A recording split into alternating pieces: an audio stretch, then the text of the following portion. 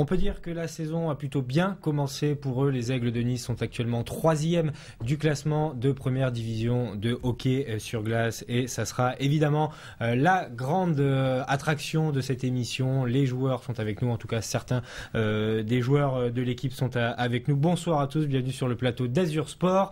Je vous l'ai dit, on va parler hockey sur glace, sport toujours très spectaculaire avec une certaine ferveur à Nice et il faut dire que voilà, notre équipe nous rend assez fiers car ils sont 3e avec le plus petit budget de la Ligue. C'est une belle performance. Deux joueurs sont avec moi. Franck Fulop, bonjour.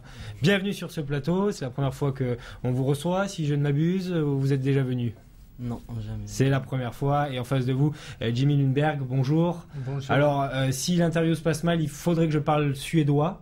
Mais ça va être un peu compliqué pour moi, alors on va essayer de la faire en français et puis on va y aller tranquillement pour savoir un petit peu comment vous vous êtes adapté à ce club et comment vous ressentez aussi le hockey en France. Alors, je vais commencer avec vous, Franck, 3e. Bon, malgré une petite défaite sur le fil au cours de votre dernière rencontre, est-ce que c'est au-dessus de vos espérances ou vous êtes dans les clous? C'est-à-dire, vous parlez du match Non, du classement. Non, on est là où on devrait être, je pense. On a la possibilité d'avoir une bonne place en fin de championnat. Et là, je pense qu'on est à une place qui nous convient et qu'on pourra faire de belles choses cette année. Alors, le budget finalement est pas si important que ça au hockey? Non, non, là on a le plus petit budget de la division comme vous l'avez déjà dit. Puis malgré ça, ça ne nous empêche pas de performer. De performer sur la glace. Alors, de votre côté, vous qui avez un regard un peu extérieur sur la chose, comment jugez-vous le début de saison de votre club? Vous qui avez connu beaucoup de choses, cette 3e place, est-ce qu'elle est méritée et quel est le niveau finalement de cette première division? C'est une bonne niveau. C'est classé beaucoup de bons joueurs ici. Pour moi, la première saison ici, je suis un peu surprise parce que je respecte pas le niveau ou non. Et donc là, finalement, maintenant, on sent que ça monte vers le haut? Ah oui. Je pense que le hockey en France, il est plus mieux. Ouais, il prend de l'importance et ça se développe. Il a progressé par rapport aux autres nations où, bon, on parle pas encore des Américains, mais voilà, ça a bien progressé. Alors, cette défaite donc à Mulhouse, bon, par un petit but d'écart, elle a fait mal ou finalement on l'a digérée? On peut que la digérer parce qu'on n'a pas trop le choix, mais oui, c'est vrai qu'elle a fait mal, sachant que on dominait par 2 buts d'avance. Même par 3 buts d'avance, on dominait 4-1. Et on se fait remonter en fin de match, prolongation et penalty. Donc c'est vrai que ça fait mal. Mais bon. Ouais, c'est toujours un petit renversement de situation qui fait jamais trop plaisir. Qu'est-ce qui s'est passé? Pourquoi avoir laissé passer ces 3 buts qui ont permis à Mulhouse de remonter? Il y a eu un peu de relâchement. L'équipe a tout d'un coup un peu disjoncté. Comment ça se fait? Bon, je vais demander à Franck alors. Comment ça se fait que l'équipe est un peu comme ça, raté sa fin de match? Le hockey, ça va très très vite. Donc en l'espace de 2 minutes, il peut y avoir 2 buts consécutifs, voire 3. Après, c'est des temps forts surtout Mulhouse qui joue à domicile, qui est une équipe qui a des bons joueurs quand même, de qualité. Il y avait un grand public. Enfin, c'est plus un temps fort de Mulhouse plutôt qu'un temps faible de Nice. Voilà, donc ils ont élevé leur niveau de jeu. Ils ont élevé leur niveau de jeu. C'est pas tellement ça, c'est qu'ils ont montré plus d'envie que nous sur une partie du match. Et à la fin, ça s'est resserré et puis on n'arrivait plus à marquer, donc penalty à la fin. Ouais, et puis ce qu'il faut dire aussi, c'est que Mulhouse est leader, hein, donc c'était pas non plus le dernier des mauvais clubs qui était sur votre route. Alors un mot sur la dimension internationale du hockey en France. Il y a de plus en plus de joueurs qui viennent des pays scandinaves ou alors des pays de l'Est qui sont de grandes nations. Est-ce que parmi les gens que vous connaissez, la France devient un lieu où on progresse au hockey sur glace? Est-ce que les Suédois aiment venir jouer en France? Je pense, normalement non, mais parce que l'équipe nationale n'a pas le bon succès les dernières saisons, mais c'est une nation qui fait beaucoup de progrès. Je pense que ça va changer bientôt, parce que... Vous avez, comment vous avez atterri en France? On est venu vous chercher. Comment ça s'est passé, votre transfert à Nice? Bon, je juste cherche pour faire une autre chose. Je joue au hockey à Suède toute ma vie. Je veux jouer comme un étranger. C'est juste par ça que je suis à Nice. Et après, j'aime jouer ici. L'atmosphère aussi, comme je dis avant, je suis surprise. Le niveau, c'est plus haut. Tant mieux, c'est bien. C'est bon signe pour nous. L'apport de joueurs internationaux, quand je dis internationaux, c'est d'autres nations. Dans un groupe, c'est hyper important, dans un groupe de hockey, d'avoir des joueurs qui ont vraiment une culture dans un pays où c'est quasiment le sport numéro un, enfin un des sports leaders en tout cas. Ça apporte quoi dans un groupe? Bah, ça apporte, ça, on va dire que ça permet d'avoir des façons de réfléchir différentes, des façons de jouer différentes, des tactiques de jeu, tout ça. Après, il y a des clubs où il n'y en a pas assez, d'autres où il y en a trop, enfin ça dépend. Après, c'est sûr que ça peut que pousser l'équipe vers le haut, sachant que dans les autres nations, le hockey il est bien meilleur qu'en France. D'autant plus la Suède, comme on parle pour Jimmy, donc ça améliore, ouais, ça améliore l'équipe. Alors, l'écart entre la Ligue Magnus, qui est la première division du rugby, on va dire, enfin la Ligue 1 du rugby, du hockey, décidément, j'ai un mal fou, qui est donc l'élite. Il y a un écart vraiment très important entre les deux. Si par exemple l'année prochaine vous montez, ça risque d'être compliqué. Je parle au niveau de jeu. Bah, au niveau de jeu, c'est vrai que la Magnus est quand même bien au-dessus, sachant qu'il y a un championnat avec 8 équipes, donc il y a moins d'équipes, donc les équipes qui y sont, c'est qu'ils sont vraiment, vraiment bons. Après, ça ne veut pas dire qu'une équipe qui monte de Division 1 ne peut ne pas percer en Magnus, c'est toujours possible. Après, ça dépend aussi de transfert de joueurs, ça dépend de plusieurs choses, ouais. Mais c'est largement faisable. Alors aujourd'hui, l'ambition, est-ce que au club on parle de monter déjà, ou est-ce que on fait sa saison, on va déjà jusqu'au play-off et puis après on voit? Ouais, c'est plus la deuxième option, on va dire. On fait notre saison, on voit comment ça se passe. Puis on verra en fin de saison. Là, pour l'instant, ce qu'on vise, c'est une bonne place en haut de tableau. Puis ensuite, on verra les playoffs et la suite. Alors, vous êtes une équipe qui marque beaucoup. Je trouve, en tout cas sur les premiers matchs, bon, à part à Dunkerque où ça a été un peu compliqué, mais vous avez quand même une attaque assez prolifique.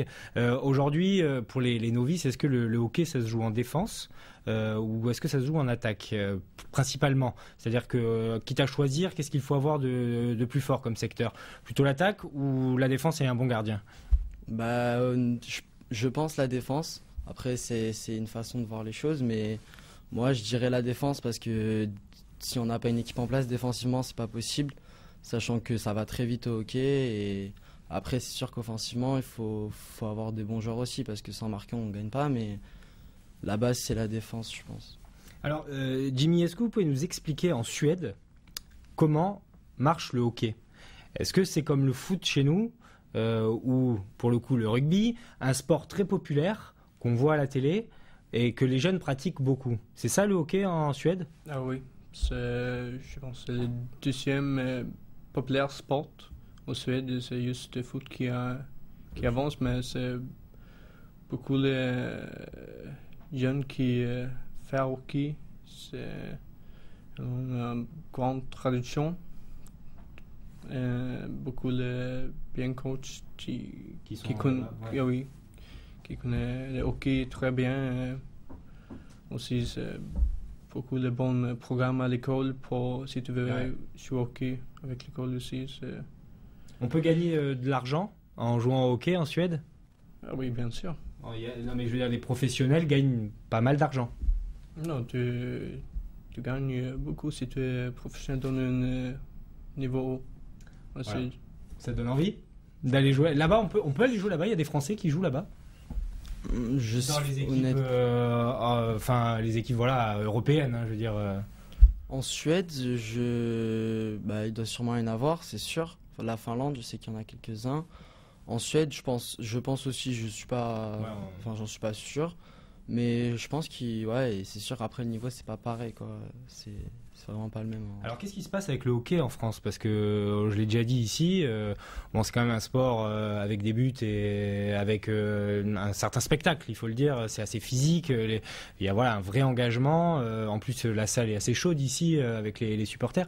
Pourquoi est-ce que ça prend pas comme ça devrait prendre? En tout cas, à mon sens. Vous savez, enfin, Je sais pas, apparemment, ça prend plus dans les pays où il fait froid.